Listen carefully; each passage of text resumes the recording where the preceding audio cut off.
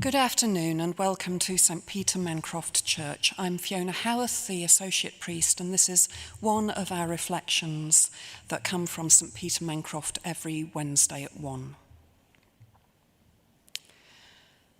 One of the great mysteries of the New Testament is the strange and unexplained disappearance of Mary Magdalene. In what is perhaps the most moving resurrection encounter, Jesus meets Mary Magdalene in the garden outside the tomb on the first Easter morning and asks why she is weeping. Mary, having seen the broken, blooded, lifeless body of Jesus taken from the cross and laid in the tomb, is not expecting to meet her dead friend and supposes him to be the gardener. It is only when Jesus says her name that she recognizes him. I like to imagine that they embrace. The Greek translated, "do not hold me," suggests that Mary might be clinging to Jesus as if she would never let him go, a not unreasonable reaction in the circumstances. Then Jesus commissions Mary to be the first to bear the good news of the resurrection to the disciples. This earned her the title Apostle to the Apostles.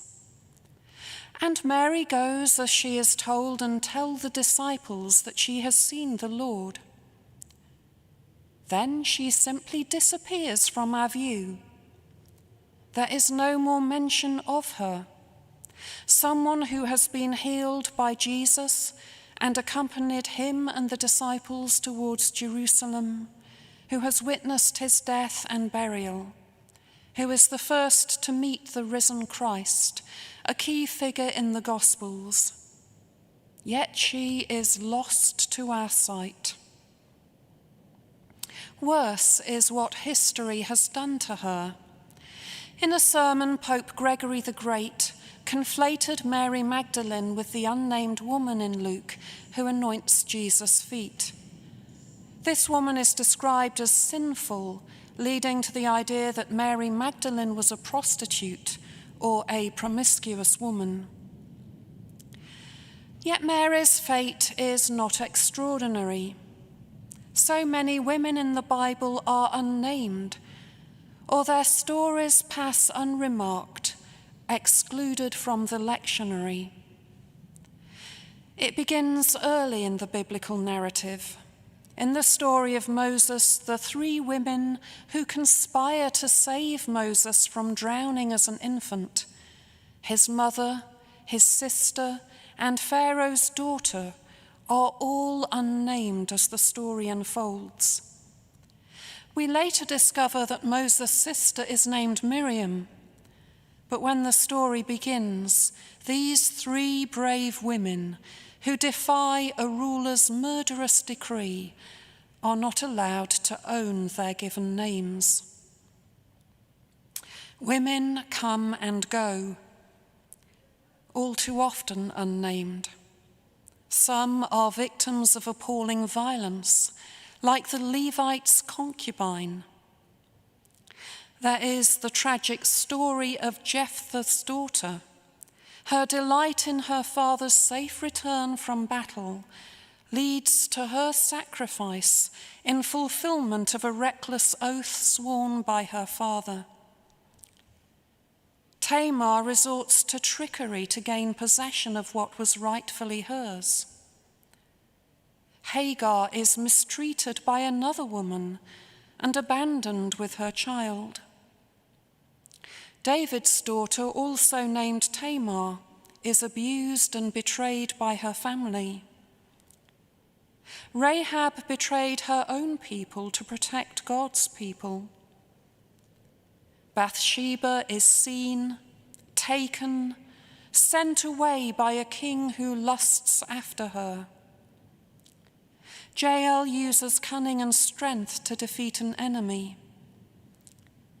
Deborah is called by God to deliver his people. Gomer is used by God in an enacted parable to speak of God's faithfulness in the face of God's faithless people.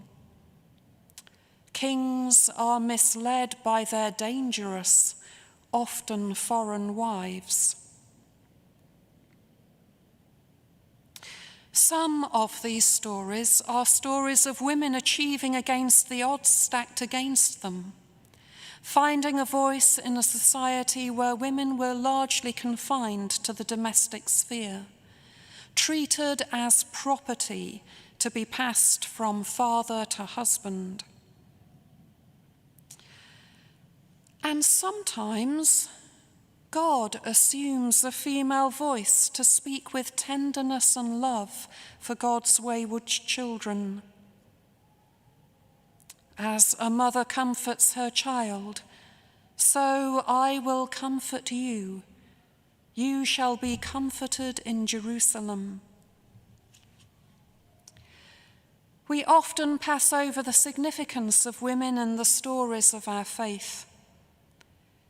In Luke chapter 8, we are told that Jesus went on through cities and villages, proclaiming and bringing the good news of the kingdom of God. The 12 were with him, as well as some women who had been cured of evil spirits and infirmities. Mary, called Magdalene, from whom 7 demons had gone out, and Joanna, the wife of Herod's steward Chusa, and Susanna, and many others who provided for them out of their resources.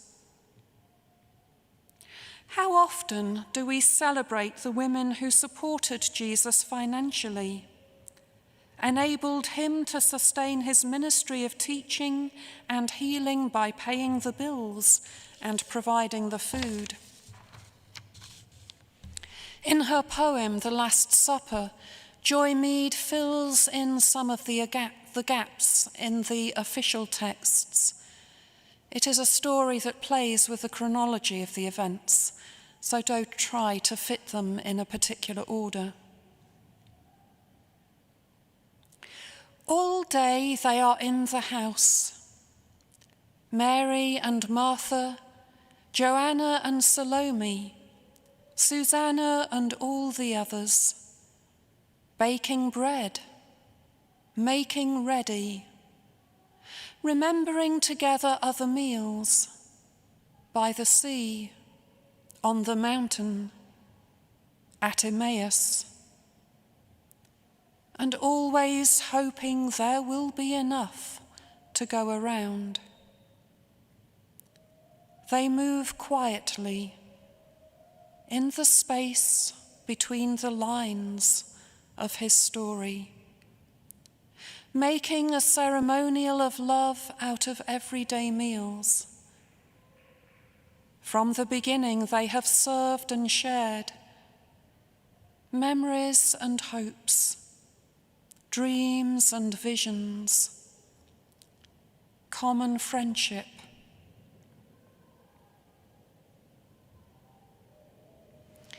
Astonishingly, for his day, Jesus treated women as equally worthy as men, letting them sit as disciples to learn from him when he taught, letting them provide for him, letting them accompany him. He entrusted the good news of the resurrection to one of them. And after the Gospels, the New Testament goes strangely quiet about the place of women in the fledgling community. They appear in the margins of Paul's letters, in the greetings at the end, with hints of their roles and their significance. There is Phoebe, a deacon at Kenchcray, Priscilla and Aquila, a husband and wife, who worked with Paul, and intriguingly, Andronicus and Junia, prominent among the apostles. Junia is a woman's name, yet for many years Bible translators thought the manuscripts they were working on were mistaken and changed junior to the male junius, so inconceivable was it to them that a woman could be numbered among the apostles. Today we remember Saint Etheldreda, who was an abbess of Ely in the 7th century. Etheldreda founded a religious order for both women and men, one of the many remarkable woman leaders of the Church. In church law, an abbot is regarded as equivalent to a bishop, although it is not clear if this is also the case for abbesses. In our reredos in Mancroft, Columba, abbot of Iona, is depicted wearing a mitre and holding a crozier, symbols of episcopal office. Was Etheldreda accorded the same respect in her day, I wonder? However Etheldreda was regarded, it is a good and significant day for this diocese, as Dr Jane Steen is consecrated as Bishop of Lynn in Norwich Cathedral. She will be the first bishop in this diocese, the first woman to be consecrated at the cathedral. She will bring her voice, her story to the life of the Church in this place. As one of the women bishops in the Church of England, hers is part of a wider story of recovering women's voices, women's stories in the life of the community of faith.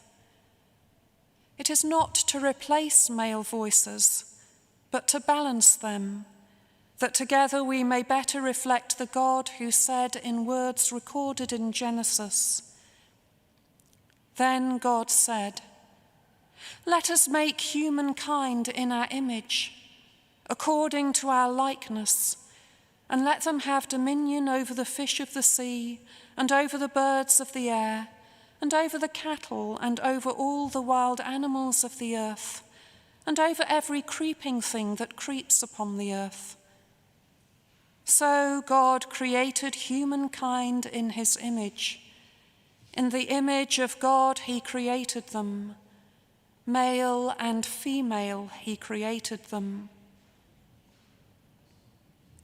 So today we celebrate, because in the consecration of women to the episcopacy, we are better able as a church to speak of the God who loves us, calls us, sends us out into the world to reflect God's glory as women and men together, modelling the fullness of life into which we are each uniquely called and gifted.